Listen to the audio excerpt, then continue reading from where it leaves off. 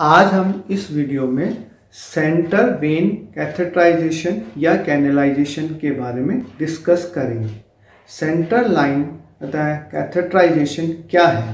Central vein catheterization का मतलब है large vessels which near to heart या close to the heart is insert a catheter is central line या central vein catheterization कहलाता है। Central line catheterization हम किन किन वेन्स में करते हैं? हम इंटरनल जुगुलर वेन में करते हैं, सबक्लेवियन वेन में करते हैं और फीमोरल वेन, ये कॉमनेस्ट है। उसके साथ साथ हम सब पेरिफेरल जो वेसल्स हैं जैसे कि बेसिलरी वेन है और ब्रेकियल वेन है उसमें भी हम करते हैं। उसे हम कहते हैं peripheral insertion of centre catheterisation यानी PICC कहते हैं। अब सबसे कॉमनेस्ट हम किस साइट पे करते हैं? सबसे कॉमनेस्ट हम इंटरनल जुगुलर वेन में करते हैं। क्यों करते हैं? इसका रीज़न है कि ये इजीली एक्सेसिबल है और इसमें लेस कॉम्प्लिकेशंस होते हैं, इसलिए हम इसमें ये करते हैं। इंटरनल जुगुलर वेन में भी कौन सी साइट कॉमनेस्ट है? Right side internal jugular when is the commonest site. क्यों? उसका रीज़न है पहला इजीली एक्सेसिबल है, दूसरी बात इसका जो होता है इंटरनल जुगुलर वेन है वो डायरेक्टली सुपीरियर वेना केवा में जो खुलती है उसके अंदर क्या होता है कि एकदम इसका स्ट्रेट फॉरवर्ड कोर्स है। तीसरी बात कि इसमें क्या क्या जो राइट साइड पे एपेक्स ऑफ लंग है वो होता है लोअर साइड में होता है, इसलिए इसमें चांसेस ऑफ न्यूमोथोरैक्स भी कम होते हैं, इसलिए हम इसमें right side internal jugular vein catheterisation करते हैं। अच्छा, उसके बाद सबसे कॉमनेस्ट इन्फेक्शन साइट कौन सी है? सबसे commonest infection site femoral when है, क्योंकि वो ग्रोइन रीजन के पास में होता है, इसमें यहाँ पे इन्फेक्शन के चांसेस ज़्यादा होते हैं। सबसे ज़्यादा न्यूमोथोरैक्स या हिमेटोमा बनने के चांसेस किस साइट पे होते हैं? सबसे ज़्यादा हिमेटोमा या न्यूमोथोरैक्स बनने के चांसेस सबक्लेवियन वेन में होते हैं। सेंट्रल वेन कैथेटराइजेशन के क्या इंडिकेशन है? पहला, जब एक्सेसिव अमाउंट में फ्लूइड देना हो या ब्लड देना हो तब हम सेंट्रल लाइन डालते हैं। दूसरा, कीमोथेरेपी या प्रोलॉन्ग टाइम तक एंटीबायोटिक्स चलनी हो तब भी सेंट्रल लाइन कैथेटराइजेशन करते हैं। उसके साथ साथ हीमोडायलिसिस के अंदर भी सेंट्रल लाइन का उपयोग करते हैं। उसके साथ साथ इंट्रावीनस पेसमेकर डालना हो तो उसमें भी सेंट्रल लाइन कैथेटराइजेशन की ज़रूरत होती है। उसके साथ हीमोडायनेमिक की मॉनिटरिंग करनी हो तो उसमें भी सेंट्रल लाइन की ज़रूरत होती है। उसके साथ साथ टोटल ट्रांसवीनस जो पेरेंटल होता है फ्लूइड देते हैं जो कि माल न्यूट्रिटेड पर्सनस में या ICU में प्रोलॉन्ग टाइम तक रहने वाले पेशेंट को जब टोटल पेरेंटल न्यूट्रिशन की ज़रूरत हो तो वो सेंट्रल लाइन के थ्रू ही दी जाता है। तो इन कंडीशन में सेंट्रल लाइन ज़रूरी है। अच्छा, सेंट्रल लाइन किन किन कंडीशनों में कॉन्ट्राइंडिकेटेड है? सेंट्रल लाइन पहले तो जिस साइड पे आप डाल रहे हैं वो साइड डिस्टोर्टेड तो नहीं है, अगर मतलब उसमें वहाँ पर ट्रॉमा हुआ है या कोई स्कार बना हुआ है तो उसे अवॉइड करना चाहिए। दूसरी बात, अगर उस साइड पे इन्फेक्शन है तो उसको अवॉइड करना चाहिए। और रिलेटिव कॉन्ट्राइंडिकेशन में कोगुलोपैथी या थ्रोम्बोसाइटोपिनिया भी आता है। इंटरनल जुगुलर वेन कहता है कि जो लैंडमार्क है उसके बारे में जानेंगे। इसमें सबसे पहले क्लेविकल जो वेरी इंपॉर्टेंट है, इसमें तीन ही लैंडमार्क होते हैं, क्लेविकल, स्टेनोक्लेडोमास्टोइड मसल्स, उसका sternum head and clavicular head होता है। अब इसके तीन अप्रोच है जिससे कि हम इंटरनल जुगुलर वेन में कैथेटराइजेशन कर सकते हैं। पहली जो अप्रोच है उसे एंटीरियर अप्रोच कहते हैं, जो कि जो स्टर्नम का जो हेड है, स्टेनोक्लेडोमास्टोइड का जो स्टर्नम हेड है उसके एंटीरियर से अपन अप्रोच करते हैं इंटरनल जुगुलर कैथेटराइजेशन के लिए। दूसरी जो है उसे सेंटर अप्रोच करते हैं। इसमें क्या होता है, स्टर्नम का जो हेड होता है वो और होता है क्लेविकुलर का हेड, जहाँ पे मिलते हैं वहाँ पे एपेक्स बनता है। ये जैसे ये एपेक्स है, यहाँ पे ये स्टर्नम हेड है और ये कहता है क्लेविकुलर हेड है, ये यहाँ पे एपेक्स है, इस पे ये सेंटर अप्रोच कहलाती है। उसके बाद पोस्टीरियर अप्रोच होती है। पोस्टीरियर अप्रोच में क्या होता है, पोस्टीरियर टू स्टेनोक्लेडोमास्टोइड जाते हैं और इसे पोस्टीरियर अप्रोच होता है। जो होता है बहुत ही इजिएस्ट मेथड है वो है सेंटर वाला, जिससे सेंटर अप्रोच, जिसमें कि हम एपेक्स के अंदर से डालते के इंटरनल जुगुलर में कैथेटराइजेशन करते हैं। अब सबसे पहले मैं आपको एंटीरियर अप्रोच के बारे में बताता हूँ। एंटीरियर अप्रोच में क्या होता है, सबसे पहले हम रहता है इसकी जो थायराइड रहता है नोच है वो आइडेंटिफाई करते हैं। जैसे ये थायराइड नोच है, अब अपन ने इसे आइडेंटिफाई कर लिया, इससे अपन ने ये स्ट्रेट लाइन ली। उसके बाद में हम एंटीरियर रहता है जो स्टेनोक्लेडोमास्टोइड इनकी जो स्टेनम हेड का जो एंटीरियर पार्ट है उस पे हम सबसे पहले कैरोटिड आर्टरी को पल्सेशन फील करेंगे, क्योंकि कैरोटिड आर्टरी होती है वो होता है इंटरनल जुगुलर रहता है वेन होती है, उसके होता है मीडियल में और पोस्टीरियर साइड में होती है। तो हमने इसको फील, कैरोटिड आर्टरी पंचर होने के ज्यादा चांसेस होते हैं। और दूसरा रहता है अगर कैरोटिड आर्टरी पंचर हो गई तो हीमेटोमा बनने के, क्योंकि ये मसल्स को पियर्स करके जाते हैं तो हीमेटोमा बनने।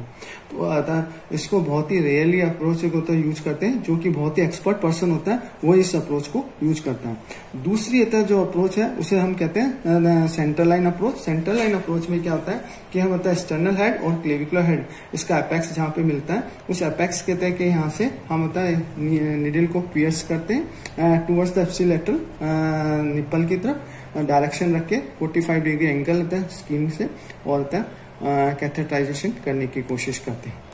तो तीसरी ये जो अप्रोच है उसे कहते हैं पोस्टीरियर अप्रोच। पोस्टीरियर अप्रोच में क्या होता है, स्टेनोक्लेडोमास्टोइड है उसके होता है अपन क्या होता है ये स्टेनम से और होता है और मेस्टोइड के यहाँ पे, ये मेस्टोइड के यहाँ पे अटैच होती है, तो इसको हम 3 पार्ट में डिवाइड कर देते हैं। जैसे ये फर्स्ट पार्ट, ये सेकंड पार्ट, और ये तो इसका जो 1/3 पार्ट आता है उसको अपन लेते हैं, और 1/3 पार्ट से के ऊपर लेने के बाद में हम इसके जस्ट जो क्या होता है स्टेनोक्लेडोमास्टोइड का जो क्लेविकुलर हेड है उसका जो पोस्टीरियर पार्ट है उसके यहाँ से किस तरह से हम इंटरनल जुगुलर वेन में कैथेटराइजेशन करेंगे, और एंटीरियर अप्रोच से, पोस्टीरियर अप्रोच से और सेंटर अप्रोच से। तो इसको मैं वो आपका प्रोसीजर की कैसे स्टरलाइजेशन करना है, कैसे उसमें पेंटिंग ड्रेपिंग करनी है वो नहीं बता करके केवल आपको ये डेमोन्स्ट्रेट करने की कोशिश कर रहा हूँ कि किस तरह से हमें एंटी अप्रोच पे जाना है, कैसे हमें सेंटर अप्रोच से पीएस करके कैथेटराइजेशन इंटरनल जुगुलर करना, और कैसे पोस्टीरियर अप्रोच से। सबसे पहले मैं आपको ये बताता हूँ एंटीरियर अप्रोच से। एंटीरियर अप्रोच में हम क्या करते हैं, जस्ट पेशेंट, जैसे पेशेंट के हमें राइट साइड में, क्योंकि मोस्ट कॉमनली हमें राइट साइड में डालनी होती है। राइट साइड में डालने का रीजन मैंने आपको बता ही दिया, क्योंकि इंटरनल जुगुलर वेन होती है उसका स्ट्रेट होता है फोर्स होता है, वो सीधी स्ट्रेट लिए तक होता है, सुपीरियर वेना के बाद में खुलती है। दूसरी बात क्या होता है, इसका एपेक्स होता है, जो लंग्स का एपेक्स होता है राइट साइड का, वो तो बिलो नीचे के साइड होता है, जिससे कहता है लेस चांसेस हो न्यूमोथोरेक्स के था। और तीसरा इजीली एसेसिबल होता है, तो इसलिए हम राइट साइड का ही था इंटरनल जुगुलर वेन में कैथेटराइजेशन करने की कोशिश करते हैं। अब मेरे को एंटीरियर अप्रोच में सबसे पहले हम पेशेंट होते हैं कि अब के लिए सबसे पहले होता है पेशेंट की टेंडनबर्ग पोजीशन करनी है, जैसे हेड डाउन पोजीशन करनी है, जिससे कि वेन होता है प्रोमिनेंट हो जाए, पहली बात। दूसरा होता है अगर जब पियर्स करते समय न्यूमोथोरेक्स होने के चांसेस कम हो, एयर एम्बोलिज्म होने के चांसेस कम हो, इसलिए अपन इसको टेंडनबर्ग पोजीशन करते हैं। अब उसके बाद में हमें क्या करना है, सबसे पहले हमें पेशेंट का स्टेनोक्लेडोमास्टोइड को पैल्पेट करना। ये पेशेंट का स्टेनोक्लेडोमास्टोइड है, इसका स्टर्नल हेड है और ये क्लेविकुलर हेड है। अब हमने इससे स्टर्नल होता है, उसके बाद में हम जस्ट होता है ये जो थायराइड नोच है उससे स्ट्रेट जाते हैं, और स्ट्रेट जाने के बाद में हम लेते हैं यहाँ पे सबसे पहले कैरोटिड आर्टरी है उसको पल्सेशन को फील करते हैं। ये मैंने कैरोटिड आर्टरी की पल्सेशन फील की। अब उसकी पल्सेशन फील करने के बाद जैसे मैंने पल्सेशन फील की, अब मैंने इसके यहाँ से धीरे धीरे यहाँ से धीरे धीरे जाऊंगा और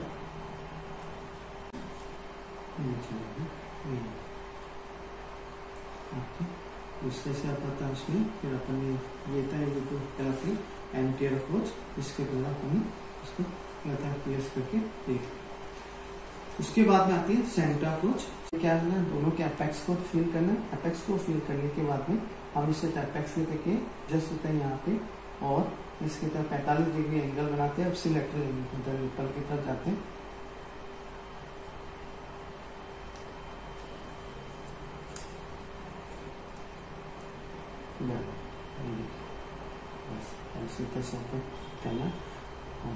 ये उसके बाद में है, अब आपको मैं पोस्टीरियर अप्रोच के बारे में बताता हूँ। पोस्टीरियर अप्रोच में से अपन ने जैसे ये स्टेनोक्लेडोमास्टोइड है, इसकी लेंथ है उसको होता है अपन ने 3 भागों में डिवाइड कर लिया। इसका जो लोअर 1/3 पार्ट है उसके यहाँ पे अपन पोस्टीरियर टू स्टेनोक्लेडोमास्टोइड और टूवर्ड्स द क्लेविकुलर हेड या स्टर्नल नोच की तरफ करते हुए अपन इसमें पियर्स करेंगे और 45 डिग्री एंगल पर रखते हुए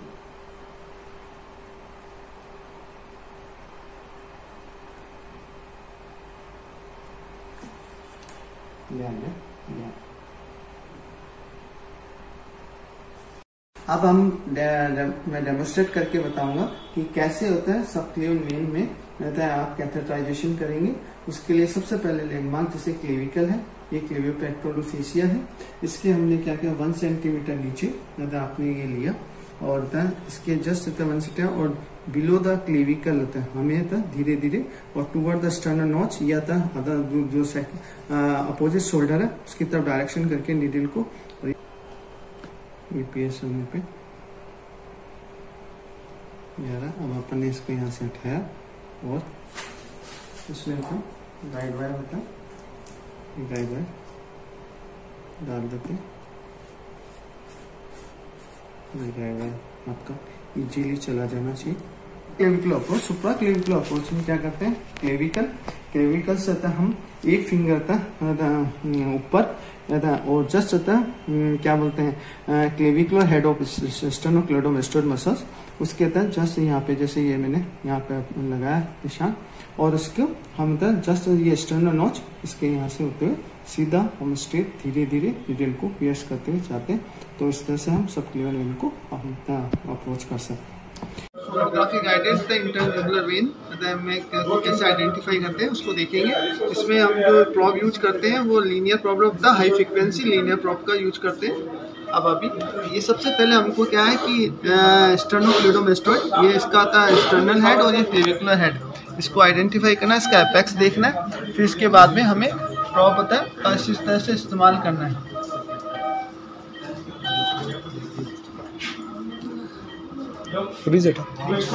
हाँ सर।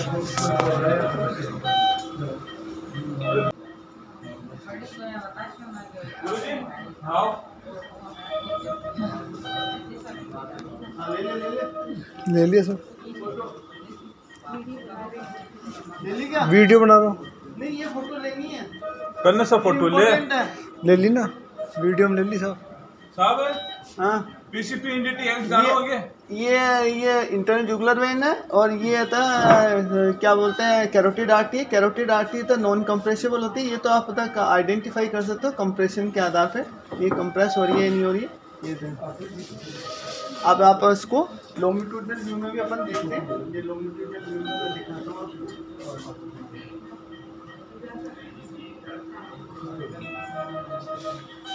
ये लॉन्गिट्यूडनल व्यू है इसका कलर डॉपलर CF